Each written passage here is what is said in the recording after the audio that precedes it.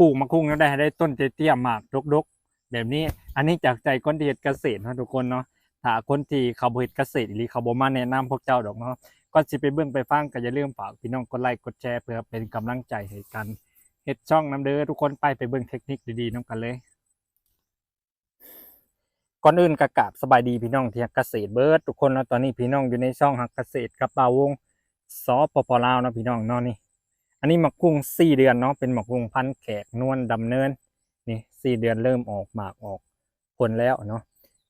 อันนี้ปลูกไว้ต้นเดียวเนาะก็เลยบ่ได้ทำการแยกเพศสามพี่น้องเนาะอันนี้เป็นมะกุ้งเพศแม่เนาะหรือว่าเป็นมะกุ้งป้อมเนาะเทคนิคในการเฮ็ดให้มะกุ้งต้นเตี้ยหมากรกเนาะนี่บ่มีเทคนิคใดเนาะพี่น้องบ่ว่าจะเป็นการปลูกเอียงหรือว่าปลูกนอนปลูกเอียงปลูกจังใดก็แล้วแต่เนาะถ้าเจ้าบ่ใส่ปุ๋ยถ้าเจ้าบ่บำรุงมันบ่ออกหมากมันบ่ออกหมากให้กินสำหรับมะกุ้งเท่านี้เว้าง่ายๆก็คือต้นมะกุ้งนี่ถ้ามันสะสมอาหารบ่พอมันจะบ่ออกดอกบ่ออกหมากเนาะเดี๋ยวสิพาพี่น้องไปเบิ่งหลายๆต้นนำกันนี่เห็นบ่เฮาจะเริ่มให้ปุ๋ยตั้งแต่มื้อที่เฮาปลูกเนาะปุ๋ยถ้าดีๆเลยก็แนะนำให้มันให้เป็นปุ๋ยเคมีเนาะพี่น้องเนาะผสมปุ๋ยคอกลงไปแน่ก็ได้เนาะแต่อย่าเน้นปุ๋ยคอกหลายเกินไปเพราะหยังเพราะว่าในปุ๋ยคอกนั่นมันบ่ได้มีสารอาหารที่มันครบถ้วนสมบูรณ์เนาะ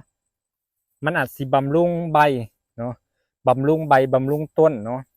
ก็คือมันบ่ครบองค์ประกอบอะไรเนาะในอ่ามูลสัตว์บ่เนาะนี่เห็นบ่ต้นมะคุงถามมันสะสมอาหารพอมันก็สิออกดอกออกหมากเนาะเห็นบ่นี้อันนี้ข่อยจงไว้2ต้นเนาะมันก็เลยจะบ่ค่อยดกเพราะหยังเพราะว่าต้นมะคุงมันสะสมอาหารบ่เพียงพอเพื่อจะไปบำรุงหมากมันและมันก็เสียดให้นี้มันสลัดดอกสลัดหมากถิ่นแบบนี้เนาะคือสิ่งที่อยากบอกก็คือบำรุงให้มันเต็มที่เนาะบ่ว่าจะเป็นการบำรุงทางใบบำรุงทางดินเนาะพี่น้องเนาะเน้นๆไปแน่กระทางเคมีเด้อพี่น้องเด้อมันอาจจะบ่เป็นอันดีต่อกับดินเนาะแต่ว่ามันดีต่อกับพืชเฮามันจะได้รับสารอาหารเต็มที่แล้วมันก็สิออกดอกออกหมากให้เฮาเนาะเห็นบ่นี่ต้นเดียวเห็นบ่มันมีเขาเอิ้นว่ามันกินอาหารได้เต็มที่เห็นบ่ต้นเดียวมันเริ่มเป็นหมากซ้ำกำปั้นซ้ำอันนั้นเบิดแล้วนี่เห็นบ่ถ้า2ต้นนี่เห็นบ่ยังน้อยอยู่เพราะว่าบ่ได้คัดบ่ได้ตัดออกเลยเดี๋ยวมีเวลาแล้วก็สิมาตัดสิมาเลือกอีกเทื่อหนึ่งเนาะพี่น้องเนาะก็คือเราต้องเบิ่งเราต้องบำรุงให้มันเต็มที่เด้อทุกคนบ่ว่าจะเป็นมะกุ้งมะพริกมะเขือก็แล้วแต่นี่เห็นบ่ถ้าต้นมันสะสมอาหารเพียงพอถ้าต้นมันสมบูรณ์มันก็สิเป็นหมากให้เฮาเนาะส่วนลายถ้าต้นเดียวๆนะมันจะดกเด้อเห็นบ่เราจะเริ่มบำรุงตั้งแต่มื้อที่เราปลูกเนาะสำหรับต้นมะกุ้งนี่เริ่มบำรุงตั้งแต่มื้อที่เราปลูกสิเป็น15มื้อบ่ใส่ปุ๋ยเทื่อนึงเนาะหรือว่าดินไผที่สมบูรณ์แน่ก็อาจสิเป็น1เดือนใส่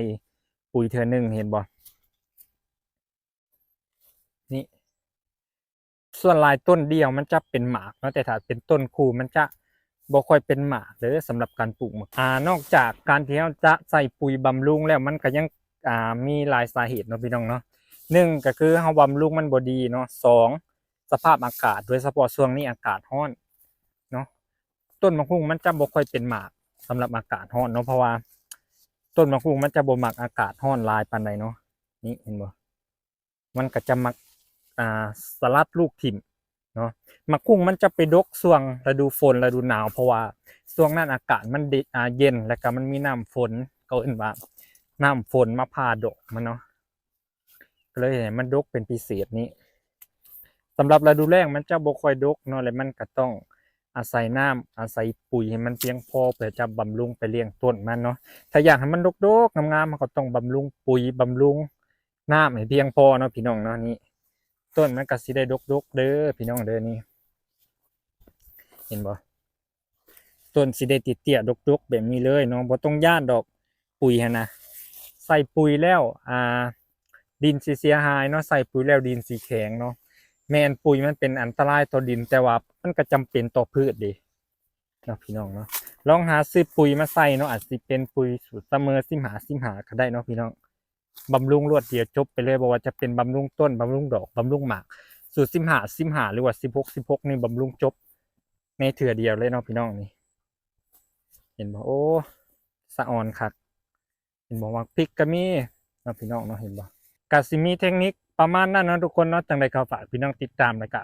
เป็นกำลังใจให้การเฮ็ดคลิปต่อไปนำเด้อพี่น้องเด้อสำหรับคลิปนี้ก็สบายดีเด้อ